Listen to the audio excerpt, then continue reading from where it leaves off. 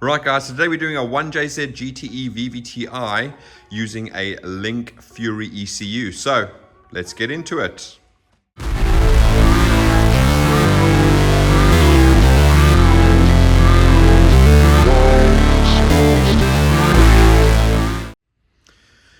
Right guys, as I said, this is a 1JZ-GTE VVT-i from a Mark-II. This is a plug and play harness and we're using a Link G4-X Fury ECU. Obviously this is a modular harness and it is completely brand new. So what we're going to do first of all is let's go through the build process so you can see exactly what it goes into making one of these harnesses.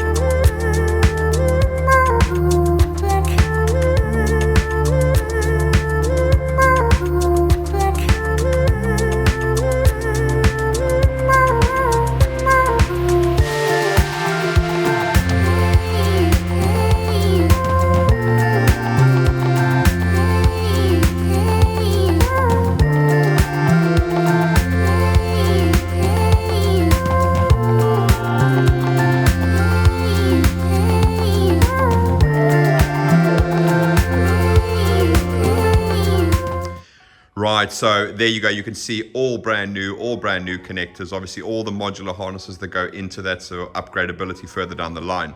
So what we're going to be doing today is as per usual, we're going to be looking at the layout of the harness. So we're going to go through from the ECU all the way to the end, showing you where everything plugs in, how it connects, go through the options and what this particular customer has chosen. Then what we'll do is we'll do the testing with the ignition on. Now, obviously it's a plug and play, so I have actually sort of adapted it from JZX Mark-II into obviously IS200 so we can do the testing of it.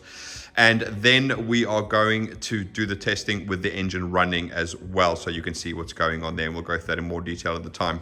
Okay, right, so starting with the layout, obviously you can see I've got my ECU box here. It is a bit of a mess because I've got adapted from Mark-II to IS200. So what I'm going to do now, first of all, is let's cut through to a photo of what it looks like when it is all complete. Fantastic. So you can see there, once it's in its original box, it's going to look really nice. Everything tucks away there. It's all nice and neat and connects up really straightforward. Okay, right, so starting at the ECU, it is a Fury X. So again, we have our A and B connector there. They are keyed differently, so obviously you cannot get that wrong. So again, really straightforward. We then have our interface patch harness. So obviously this is going to interface with the two plugs that are left behind in the Mark-II JZX110. Okay, and they're going to plug straight into there.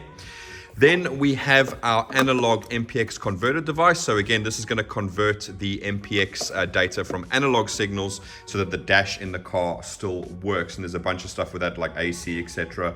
That is all going to work 100%. Then we have our 3 body plugs. So again, a bit different from an IS200, IS300. So we've got this one over here, which normally goes in that location over there. We then have our junction connector, which would normally go into that location over there. And then we then have the blue connector, which goes into that location over there. Again, all three plugs are different, so you don't have to worry about getting in the wrong place. You just physically cannot do it. There's no other way for them to go. Okay. And then because of a link, we then have our electronic throttle relay. So again, that is controlled via the ECU, and obviously that turns the power supply to the ECU for the electronic throttle off and on, depending on if the ECU sees an error and shuts it down for safety. Okay.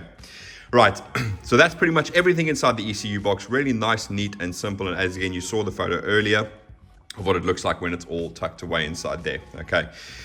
Moving from there, we then come to our grommet, which is obviously going to go inside there, as you saw in the photo. And then after the grommet, we've got a little bit of a breakout harness section down here. Now, this is comprised with a few different sections. It's actually sort of unused inputs and outputs on here. So we have auxiliary over there. So again, these are auxiliary outputs that are not used up in the main engine harness. Now, this is a unique one. This is an accelerator pedal position sensor harness. Now then, if you know the 1JZ-GTE VVT-Is, you'll know that they have a drive-by-wire throttle, okay? The JZX110s and the JZX171s. Now, on that throttle incorporates basically the accelerator position sensor, the TPS, and the drive-by-wire motor. So that is literally all incorporated in there for you guys. But obviously, if you guys want to upgrade further down the line and you want to fit a Bosch throttle body, then you no longer have that pedal position on the throttle body. That is why we have created this. So the wires that go into here also go into the throttle plug, which I'll go through when we get there. But effectively, I've split them up. One goes to there, one goes to there. And so basically the point of this is that you can tuck this away on this side over here. And then if you want to fit an accelerator pedal, you can just run the wires through there, inside the car, across there, and to the pedal that goes over there. So you don't have to worry if you want to switch to a full drive-by-wire throttle body, because you have everything there ready to do that, okay? And then lastly, we have the CAN bus, okay? So again, that's just to add any CAN devices that you would like to add. Now in this case, because we're using a Fury, it's got a built-in wideband sensor that you can just connect directly to the ECU. So we're not having to use like a Link CAN Lambda or anything like that. So that's fantastic. But obviously, if you wanted to add some other bits via CAN, it's all there. We have the 12 volts, the ground, and the CAN high, CAN low. Obviously, there's no terminating resistor in this particular connector, and that's because you need to terminate the bus on the end of the bus. So whatever you added on, you would then terminate at that end over there. Okay.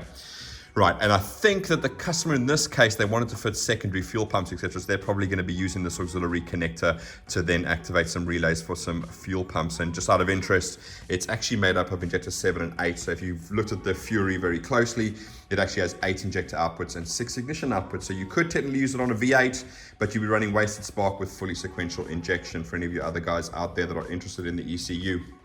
Okay. Right, so moving along from there, it's just going to run along here. So in the car, obviously, it's going to run along there, and it's going to go to the back of the engine, and that's where we end up over here. Okay. Now, there's a couple of sections coming out there, so let's go through them one by one. So first of all, we have injectors, okay? And as you can see here, the customer is using a U-Scar style injector. So again, we will adapt that when we come to the testing with the engine running. We'll use our little adapters to go from Denso to the U-Scar injector.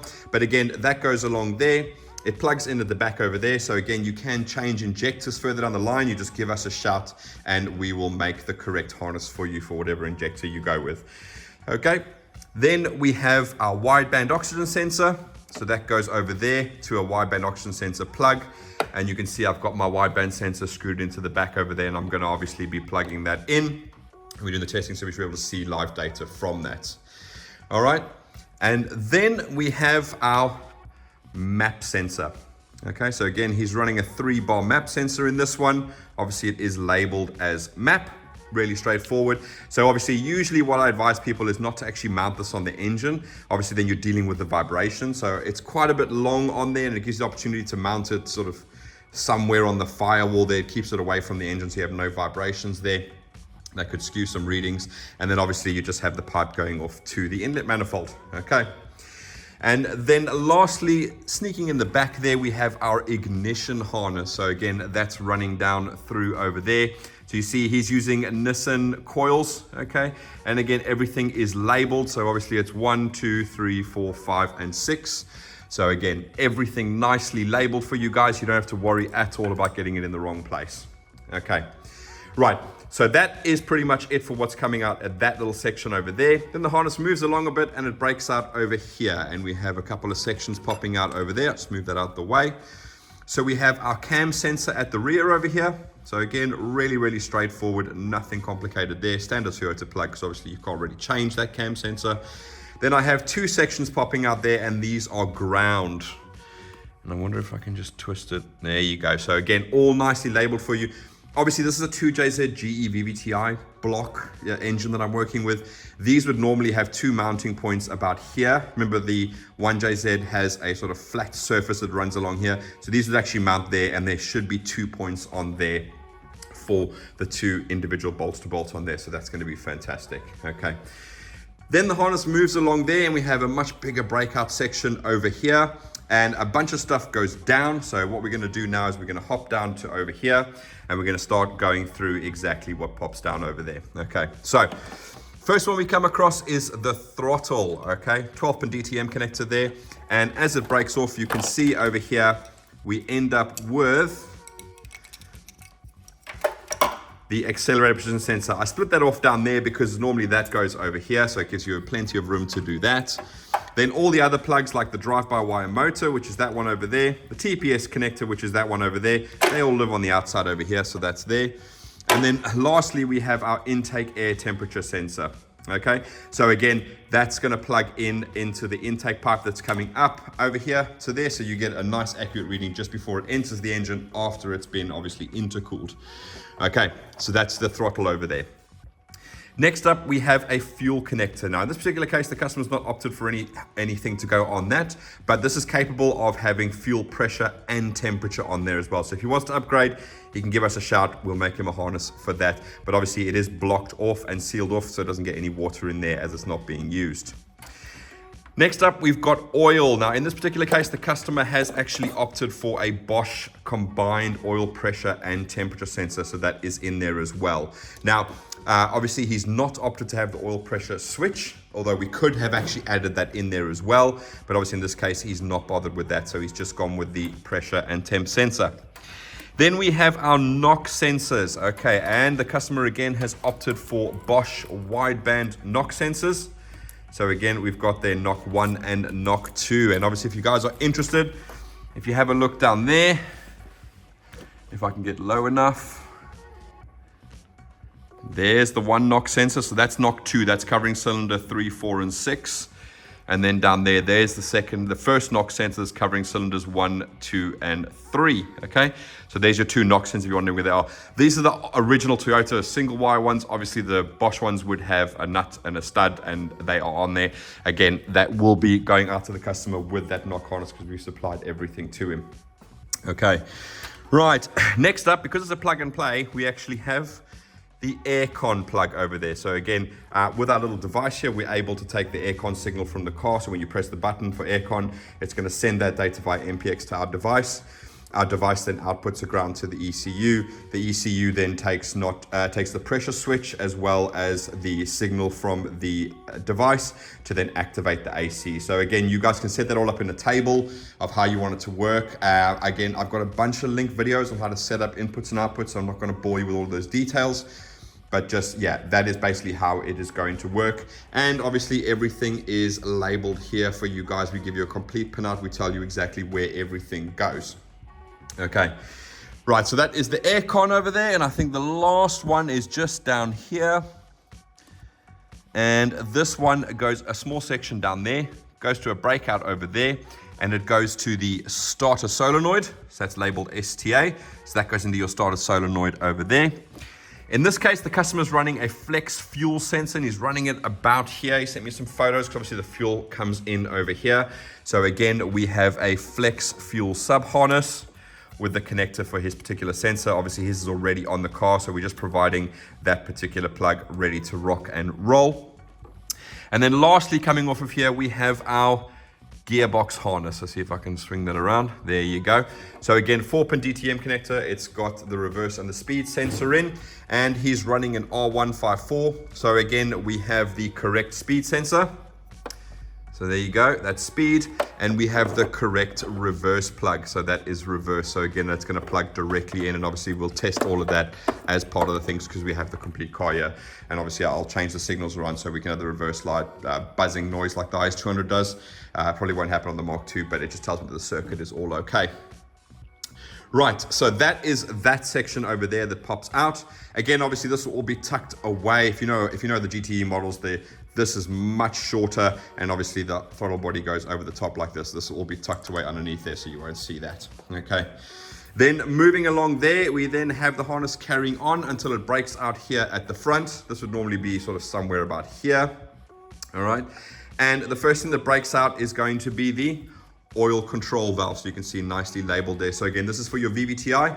Obviously the cam it's only on the inlet cam that the VVT-i operates, not on the exhaust cam. That's obviously reserved for the much newer engines like the GR and the UR, where they operate both the inlet and exhaust cams via VVT. Okay. Right, also coming off of there, we then have our coolant temperature sub harness. Okay, so again, some guys like to change their coolant temperature sensors around, but you don't have to. Now, in this case, you'll see we have the standard plug for a JZX110. Okay, now in this case, we do require an analog temperature signal for our MPX device to work. Now, luckily, because a JZX100 also had a signal for a coolant temperature to the dash because it didn't use MPX, you can fit a JZX100 sensor next to your original coolant temp sensor that's over here. Okay, so in this case, that's what the customer's going to have to do, and he's going to plug that into there, and he's going to plug the other one into there. This one is for the ECU, this one is going to be for the dash. Okay, so that's that section over there. Okay, the other section that breaks out over there is going to go to the alternator. So again, that's on a sub harness. Obviously, a lot of guys do change the alternator. So again, that is the reason why. And we've got a small little alternator harness here, which is going to plug directly into the alternator there. Really, really simple and straightforward. Okay. Moving along, the last section that breaks out over there is going to have another breakout over here, and it's going to go off to the crank sensor. So again, all nicely labeled.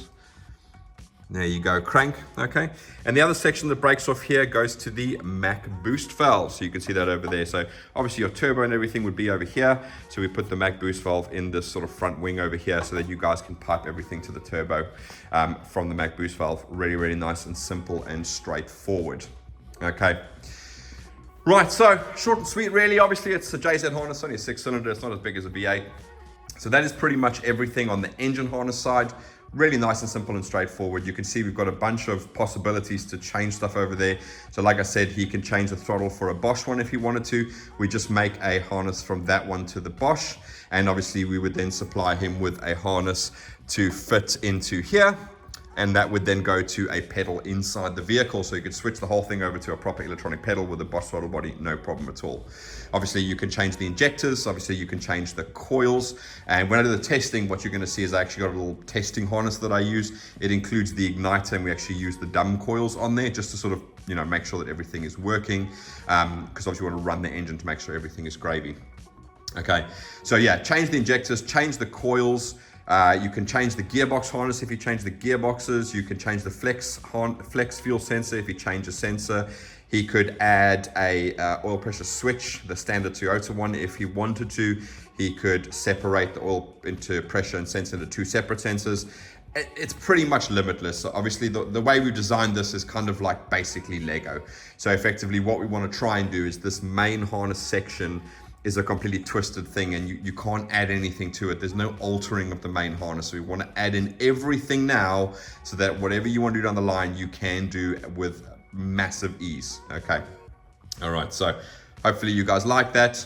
Let me know down in the comments if you think it's a good idea. But anyway, so moving on, what else do you need to connect? Obviously we need the main power supply for the starter. So that's going to be down there, bolting to the starter, really, really straightforward. You're also going to need the main supply for the alternator. So again, that's going to bolt on down there. It's going to make its way under the vehicle into the fuse box over there, which I think is exactly the same on the Mark-II and the JZX110. They probably have the same fuse box by the battery like these ones do. Then you're going to need to earth. So remember, On a Toyota, especially this particular case, he's probably going to already have the earth to the block on, so we're not particularly worried about that. That's going to all be relatively straightforward. This is a plug and play, so the engine is already in the car. They've just obviously swapped to a manual gearbox, or probably already had one, to be honest with you. And then obviously he's probably got the earth going from the gearbox bolt to the chassis, because again, standard Toyota, this is not an engine swap, this is a standard vehicle. So basically, mains for the starter, mains for the alternator, and the earths, and you should be absolutely fine. Again, because this is not an actual swap, he's probably already got the earth from the cylinder head to the firewall as well. That'll all be in place. But for everybody else, if you guys are doing swaps, those are the extra things you need to think about when you're adding it on. Okay, and if you are doing a swap into another vehicle entirely, for the alternator, I would advise that you actually fuse it before you feed it to the battery. So in this particular case, you'll see there's a big 120 amp fuse in there. So again, take into account of what you're working with, look at the amperage on your alternator, and choose a specific fuse that is going to work for your particular case. Okay, now normally I don't do this as part of a plug and play, but obviously we've added these extra wires in here. So again, I've included to the customer a little sort of manual with welcome pack, and that's going to include obviously the pin out of the ECU, so he knows where everything is connected. And obviously that's going to include these little connectors down here, which aren't currently used, but he may use in the future. So on the accelerator pedal, we've got main and sub pedal signal, 5 volts and sensor ground, makes perfect sense. On the auxiliary, we've got injector 7 and 8, because obviously we haven't used them, we've not had a use for them. And on the CAN connector, we've wired it like a link CAN. So it's 12 volts, ground, CAN low and CAN high. And I do put a little note down there because, as you know, Link and Haltech now are compatible in terms of CAN devices. So if you guys want to use a Haltech device on a Link, it's absolutely fine. But you must bear in mind that the Haltech swap the CAN high and low around. So if you look at a Haltech CAN device, it'll be 12 volts ground, CAN high, CAN low. So do bear that in mind, guys. If you are using Haltech products with Link and you're connecting it via CAN, make sure on the Haltech side that you do change the plug around. Obviously, in this case, we can't change that around. It's all sealed and booted up and all that. So make sure on the Haltech side that you do actually change that CAN high and CAN low around. Okay, right, so that's pretty much it from the layout section of the video. So what I'm going to do now is get everything sorted out, pop back, and then we're going to do the testing of the harness. So I'll see you guys in a second. Right, guys, so now we're back for the testing of the engine harness, and as I said earlier, it's made up of 2 sections, one with the ignition on and one with the engine actually running. Okay, so over there is the list of what we're going to be testing. So the first thing I'm going to do is I'm going to go through the entire list. Once we've done that, we'll move into the testing with the ignition on. Okay, now before I jump into what we're going to go through, obviously this is not an extensive test that we do on the video. There's a lot more testing that gets done behind the scenes. Things like, you know, every single injector. Because a standalone ECU, you set everything up from scratch. So we make sure that all the injectors are correct. So when I fire injector 1 on the ECU, or test injector 1 on the ECU, injector 1 on the engine clicks for me. Same thing with ignition. I make sure that when I test ignition 1 output, that cylinder 1 coil is firing. Okay. Also with things like the fuel pressure and the oil pressure and all of that type of stuff, what I do is I have this little test harness that I use here. So again, I'm using this so I can use the oil pressure switch for now, and you'll see why in a minute. It's in relation to the dash and how that works. But yeah, so this is my little test harness. You see if it's a fuel 4-pin connector or fuel 3-pin connector, an oil 4-pin connector or an oil 6-pin connector. It allows me to test it, and obviously I'm just using a TPS because it imitates a 0 to 5 volt signal. I'm just using a coolant temperature sensor because it's a temperature sensor, and that'll give me both the oil and the fuel temperature. And obviously I can use a TPS for both the oil and the fuel pressure. That'll give me that 0 to 5 volts to make sure it is correct. Okay, so again, a lot of testing is done behind the scenes. Obviously I don't want to make a video that's like 4 hours long as I go through each and every single thing. It would just be pointless. But I do have a link down in there, and at the end, I'll add it on at the end of the video. I'll add on a link to the playlist of my Link stuff. And in there, I actually show you how to go and test your inputs and your outputs and how to set up your ECU. And I go through as much as I possibly can. So again, if there's any gaps there, you guys can just let me know and I can fill that in. Okay. So obviously, as you can see, the engine's a little bit different from when we last left because obviously it's ready to start up. I've already started up, got it to temperature, made sure everything is working. Okay, now that we've crossed off that, let's go to see what we are actually going to test today, okay? Because it is a plug and play setup, Obviously, there's a bit more that we test than we normally would. So ambient temperature, that's going to be the outside temperature. We're going to go over to the climate device there. Climate control. Remember, this is our little MPX device. So in this case, it is a JZX110 that it's going to be communicating with. But luckily, apart from the AC, a JZX110 and IS200, 300 are exactly the same in terms of MPX. You just can't get the AC to work, unfortunately, which is why even if it was a JZX110 ECU, we'd still need that device. We have a specific one if you're using a standard one, a JZX110 ECU, say swapping it into an IS200 or a 300, okay? Right, so ambient temp is going to be displayed on the climate control over there. Because this is an analog one, it's just going to display 18 degrees permanently, okay? Just so that you know, with these ones, what I've done is I am actually taking the ambient temperature, which falls under TAM, which should be here somewhere. There, TAM. That's Toyota speak for ambient temperature. I am actually taking it to the Link ECU. Because of the Altezza Link, I have the calibration data and everything for the ambient temperature sensor. That's mainly because we are going to work on a CAN version of that. So this is what I call my analog MPX. It takes analog signals in. We are working on a CAN one, so I'm feeding all of this data to the ECUs so that if we do get the CAN one, existing customers can upgrade to the CAN one without too much hassle, okay?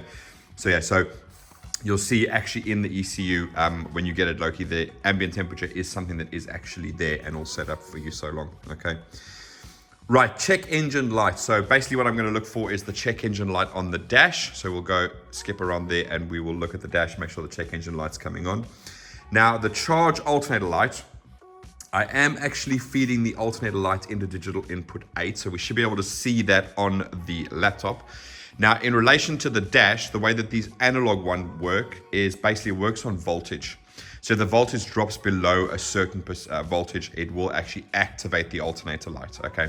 So the dash works slightly differently, and that works on voltage. But again, because of the CAN device, I have actually taken the alternator charge light to the ECU so that when you want to upgrade later on, when it's actually done, then we can just put it in and you've already got all of that data going to the ECU. Okay, oil pressure. Again, that's why I've got this one on here so we can check the oil pressure. Obviously, there's the customer. He's going to be running a Bosch combined oil pressure and temperature sensor. Okay. Lockie, one thing with the oil and the rest of you guys, the oil light, okay, the actual for the dash, you'll see down here that I've got MOPS, which is Toyota for oil pressure. I've put MPX. So there's an output in the ECU going to the device for the dash, and that's going to then turn on the oil light. Okay. So again, because you're using an oil pressure sensor, you can obviously activate the output on effectively just choose a oil pressure that you'd like to turn that light on, okay? So yeah, so bear in mind, there is multiple ways to do that. Obviously, when you get your tuner or whatever, or when you set it up for yourself, you can obviously work that out and you can get really, really, really technical with that if you'd like. But yeah, so just bearing in mind that the oil light on the dash is controlled via the ECU, and therefore you can set it up exactly how you want, because obviously you're not using the switch, okay? You're just using the oil pressure sensor. Right, reverse and speed, well, that's gonna be super simple. We've got our gearbox harness over there. You'll see I've got a wire in the reverse plug, and you'll see I've got my little device to input a speed signal, okay? Now, obviously the reverse is just going into the car. It's got nothing to do with the ECU. It's not required for the ECU to know when it's in reverse. But the speed is actually also going into the ECU. So you will see when I'm testing the speed, I'm gonna make sure the speed comes up on the dash, okay? And I'm gonna make sure that it comes up on the laptop as well, okay? One thing to bear in mind is on a JZX110, if the vehicle was originally auto, the speed is actually coming from the ABS ECU, okay? So therefore, the speed on your dash, even if you were to pull the whole engine and everything out, would still operate as per normal.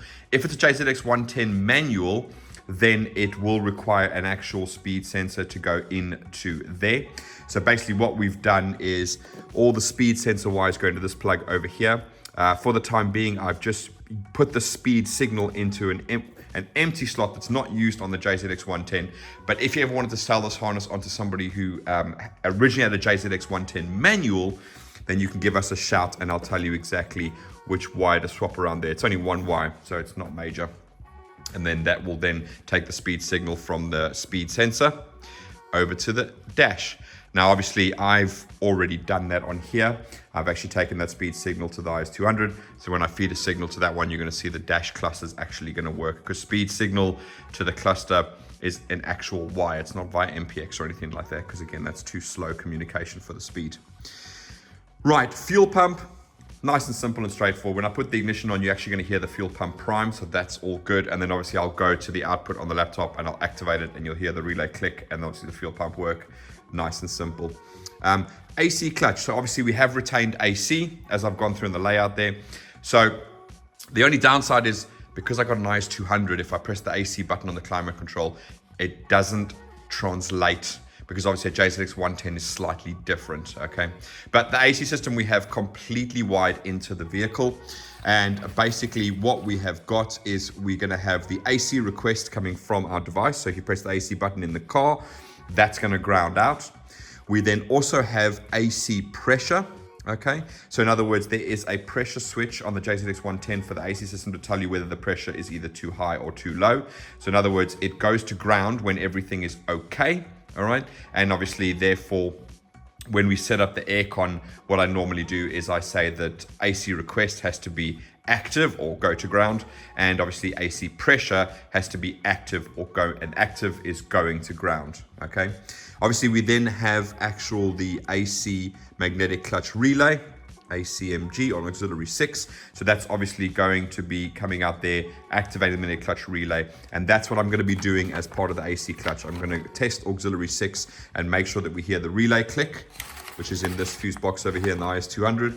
And obviously we're going to see the magnetic clutch actually engage, and you can hear it in this particular case, okay?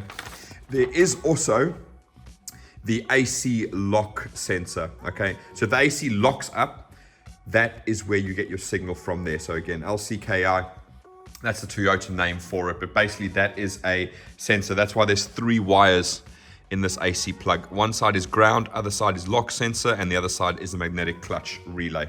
So you can see there's your lock sensor there, and there's your magnetic clutch over there. See, it goes up to the single plug over there. Right, so that's the AC side. So basically the way I set it up on yours is effectively that the AC pressure, the AC request, and obviously the lock sensor needs to be correct for the AC to actually engage, okay? You can tweak that however you want. Obviously you can go into Link and use the basic AC control. That would obviously negate the pressure switch, because they're looking for a pressure sensor, not a switch, okay? So again, you can do that, but then you won't have the safety built in. So again, I just use a general purpose output, and I set it up with those 3 conditions on there. Again, if you go through setting up the ECU in my playlist, you'll see exactly how that works, okay? Right, then brake switch. So again, you're probably wondering why I've added brake switch on. Well, that's because we've also added the cruise control switch in. So you'll see down here that we have CCS. Where's CCS? There you go, cruise control switch, okay? So with the ambient temperature and the cruise control switch, I have pulled it up to 5 volts with a 1K resistor, okay? So obviously, all the wiring is in there for the cruise control switch. Now, obviously, I think yours was originally an auto, so you should have that cruise control. So basically, that's the reason I've got the speed going to the ECU, and we've got the cruise control switch going to the ECU, and we've got the brake switch going to the ECU. So what I'm going to be testing is, because this IS200 is originally a manual, I don't have any of the cruise control wiring, but what I want to test is I want to make sure that the brake switch does work, and we're testing the speed to make sure that that works. So again, you can set up the cruise control inside the vehicle once you've got everything done, because obviously the JZX110 is a full drive-by-wire system, so cruise control is absolutely no problem at all, okay? And then lastly, we're going to test the oil control valve. Now, I slipped that in because usually we do it on the standard managements when it's running via the tech stream, but in this case, I'm just going to test it out, and I'll just PWM it over there. It's only one, so I'm not too worried about that, okay? Right, that's the test with the ignition on, which is obviously a lot more than actually with the engine running. With the engine running, we're testing the starter circuit. Now, obviously, in this case, it's gone from auto to manual. We've taken care of all the wiring for the neutral start switch inside the engine harness. You don't need to worry about that. So basically, it should be as straightforward as jumping in the car, turning the key to the start position, off you go, okay? Drive-by-wire test. Obviously, JZX110 is a drive-by-wire, so ETCS stands for Electronic Throttle Control System Intelligent. The intelligent part basically is when it became drive-by-wire. The JZX100 was called ETCS. It's a bit misleading because technically all it was the traction control was a stepper motor and it was a blade in front of the actual throttle blade, and that would close for traction control. So again, that was the electronic throttle control part of a JZX100, but it actually wasn't drive-by-wire like these are, okay? Obviously, these are clutched, and the clutch and everything is taken care of in the system. Again, it is controlled via the ECU. So again, we still have the relay because we need that to supply power to the ECU, but obviously the clutch is also controlled via the ECU. So the same ground output that activates the relay is the same one that activates the clutch. So not only if the link ECU detects a problem, it'll shut the relay down, cutting power supply to the drive-by-wire motor, but also the clutch inside there will cut out and obviously completely disable the throttle, which will leave it open at I think about like 4 or 5% or something like that. And then obviously, because these are not full drive-by-wire, as you can hear, nothing. And then at the end, so you can hear there. So the throttle opens up a tiny little bit, and obviously because this was the first foray into drive-by-wire, they wanted to add that in so you kind of had like a limp home mode if anything went wrong there, okay? Right, so that is the drive-by-wire. Injectors and coils, basically like any of our other ones, I'm just gonna lift these injectors up one by one. You'll see I've got my little test harness on here so I don't have to have a bunch of wires everywhere. We've also got the test harness for our ignition system. So you see there we've got an old school igniter. We've set the ECU up to be wasted spark. Obviously we'll return that to fully sequential, but you can see there it goes from there to there, which is our harness, and then we've got here to here, which is our obviously our little test harness over there, so we can run the 3 wasted spark coils. Okay, I have to do that because obviously we can't run individual coils on this engine with this throttle and everything on. Okay, right, after that we're going to go tacho. So basically we're just going to go over to the cluster and make sure that the tachometer is reading. Obviously I can rev it up as well while I'm here. And then lastly, coolant temp. So again, this is analog. Okay, so as I said in the layout section, you can actually see on my engine here, that's a JZX100 coolant temperature sensor, the single wire one. And then there's that one. Obviously on the GTE models, it's here, not on the cylinder head there. But yeah, all we want to do basically is make sure that we see the coolant temperature display on the dash. And because it's an analog MPX device, it's actually completely adjustable. So effectively when you get it to you guys, you can fine tune it. So basically get it to temperature. You have the proper temperature from the ECU, so that's great. Once you get up to temperature, then you can actually set the gauge. Now, just bear in mind when you're setting the gauge, I have done a video on it, but just in case, I can't remember if I said this, there is a buffer zone like a standard thing. So remember, when you get into the car and it's up to operating temperature can fluctuate by about sort of 10 degrees. So effectively what that means is when you're adjusting it, what you'll notice is you can turn, and it'll go up, up, up, up, up. It'll get to the center, and then what it'll do is you can keep adjusting it and you'll see that it won't actually move, okay? And then what you can do is eventually it'll start moving upwards again. So 2 options. You can either basically get it to running temperature, go turn until it pauses, keep turning, and then turn, and as soon as it starts moving again, go back 1 turn, and then that way you know that if it goes over, say 95, between 95 and 100, it's going to start going up immediately on the dash. Or what you can do is you can count the amount of turns on the pot resistor from when it stopped moving to when it started moving, and then you can find your way into the middle. That'll give you a few degrees either side before the coolant gauge will start moving up and down. Okay, right, and then that is it. Obviously, there's no sort of diagnostics to you guys. It's a standalone ECU, so effectively you set up exactly how it works. So again, any sort of error codes, you can just log onto the laptop, see what they are, and then correct them if you need to. So obviously, like in this case, if I'd left fuel pressure and temperature as an actual input on the ECU when we send it out. When he gets on this side, it's just going to give him an error saying there's no fuel pressure or temperature on there. So obviously we remove everything that's actually not going to be on the harness from the sort of base map that we send out with the ECU and harness. Okay, right, so now that we've gone through all of that, let's go and start doing the testing. So as I said, ignition on testing. This is obviously a plug and play unit, so again, it's just going to be a case of getting in, turning your key. You probably hear the fuel pump running in the background there, maybe not. The throttle's not buzzing because I've got it set to quiet throttle, so basically when the end is not running, the throttle's not going to be humming away, because that's what it does. It kind of hums. And if you can tell the ECU to have the throttle on all the time, but I prefer to have quiet throttle because now it's nice and quiet when your engine's not running and not making a humming, buzzing noise there. Right, so we want to go to ambient temperature. So let's go back around here. And there you go, 18 degrees, fantastic. So remember, for now, that is obviously going to be a constant 18 degrees. It's never going to change. It's just basically so you guys don't get the error or the 2 dashes, which is what you normally get when you remove the ECU.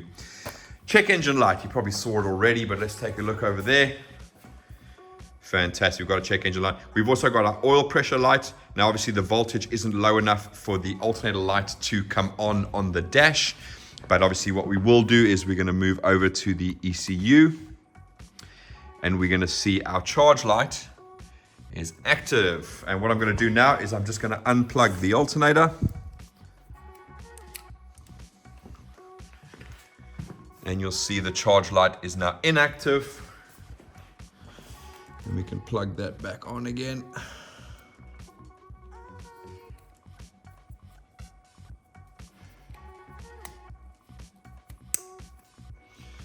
Okay.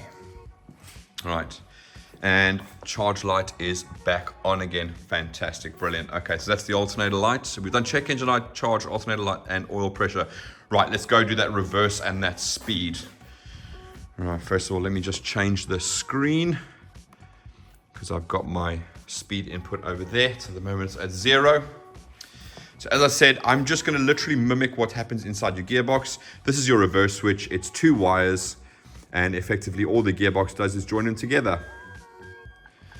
And you can hear the annoying beep that you get on there. Now, remember, if your vehicle was originally auto, you'd obviously have the gear position down there. Obviously, when you go manual with those particular ones, you don't get that beep because obviously it would normally show you gear position, and that gear position was communicated via MPX, okay? So obviously, when you're first putting it in, you have to stick it in reverse and actually get out the vehicle and check the reverse lights are working. If you get a sort of manual clocks, you're probably going to get a buzzing noise like that. Okay, right, so speed. So at the moment you see we've got no speed there whatsoever. If you see my device, it's basically the same as a tacho corrector. So if you watch any of our sort of 3UZ engine harness videos, you'll know exactly what that is. I'm just going to put it into test output mode quickly. Right, so let me see if I can get you in the picture here. Right, so again, the reason I do it like this is that it tests from the plug all the way to the vehicle. So this is what we call a Hall effect sensor. It gets supplied 12 volts, ground, and the signal goes in the middle here, okay? So what I'm gonna do now is I am going to put the signal in there. Okay, most importantly, we can see there we've got our speedo going crazy, and on the ECU we've got the speedo going as well. Okay, so remember, as I said, we fed the speed signal to the ECU, so obviously you can use cruise control, because without that you can't use cruise control. All right, so we can get rid of that now, so we don't have something powered up hanging around. All right, let's get back to our test sheet, see what we've got to do now. Right, next up is going to be fuel pump. So remember, obviously FC is auxiliary 4. That's going to be really, really straightforward. So we're going to go into auxiliary outputs. We're going to fuel pump control. Sorry, you can't see this. So again, we've gone into auxiliary outputs. We've gone into fuel pump control over there. That gives us this screen over here. It's obviously auxiliary 4, and we can test it. And hopefully you can hear the pump whirring away there. Fantastic. Okay, so that's fuel pump done. AC clutch. So we already said AC clutch is ACMG or AC magnetic clutch relay. That's auxiliary 6. Okay, so as I said, I've set it out as a general purpose output. Hopefully you can see that it's a general purpose output. It is auxiliary 6. So again, we're just going to test it quickly. And as I do that, you're going to hear it all click away.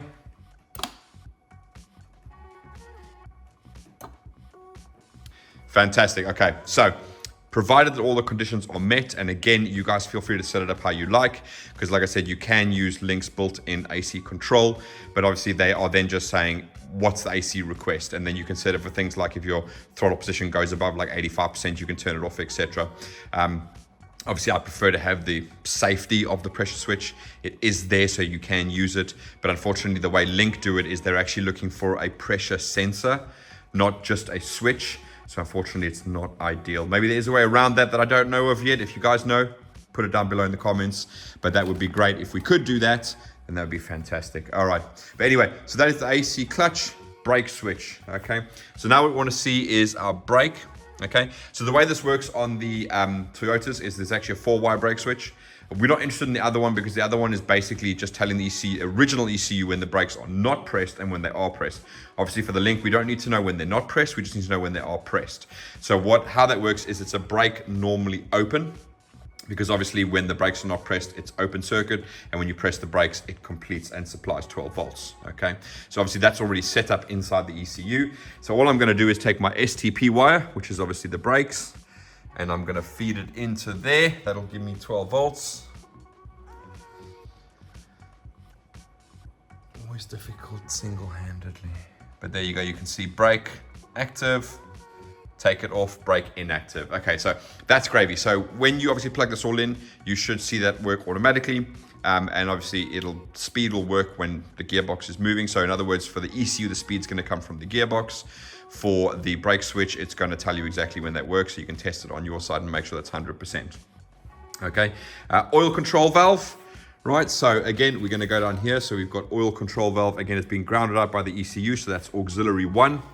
Now, obviously, to activate that, we want to go into VVT-i control. Sorry. VVT-i control, inlet bank 1. Again, we're using trigger 2 as the cam sensor input, auxiliary 1, and let's put it on PWM quickly. That's a lovely noise, that one over there. Fantastic. Okay, but anyway, I know it works. That's great. Okay, the VVT-i tables for the inlet target table and everything, that's taken from Link's base map. Okay. Again, once you get it tuned, obviously that's all going to change. Once you go on the dyno and you get it set up to exactly how you guys want it. All right, but that is a base map there. Okay. Right, so that's the oil control valve done. All right, so the next thing we're going to do is we are going to do the test with the engine running.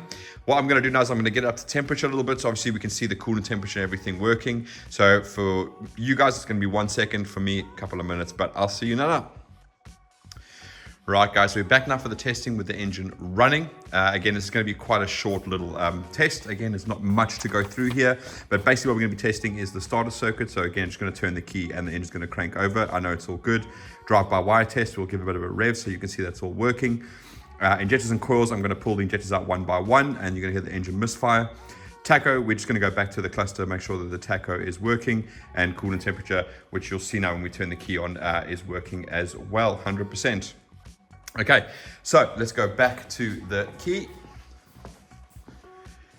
And again, we're just going to turn that on and let's turn her over.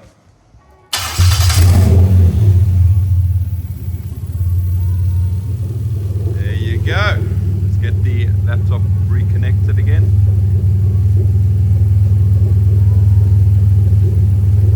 Okay. Rightio. Okay, so that's fine. So the starter circuit is working 100%. Let's go test that drive-by-wire.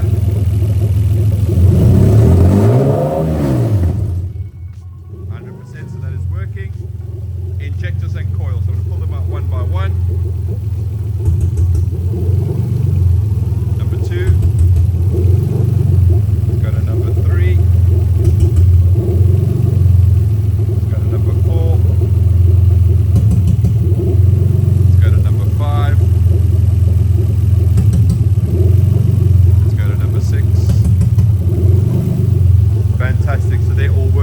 should do. Now then, let's go over to the tacho. You can see that that is working. Coolant temp is also working, but let's give it a bit of a rev.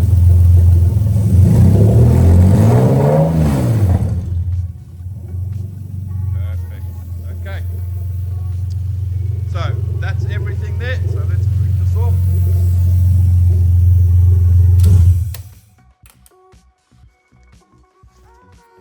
Fantastic. Okay. Right. So super happy with everything, all working as it should do, no problems at all. Obviously on the other side there'll be things set up like the flex fuel sensor and all that type of jazz, because obviously we don't have that here to plug in and test.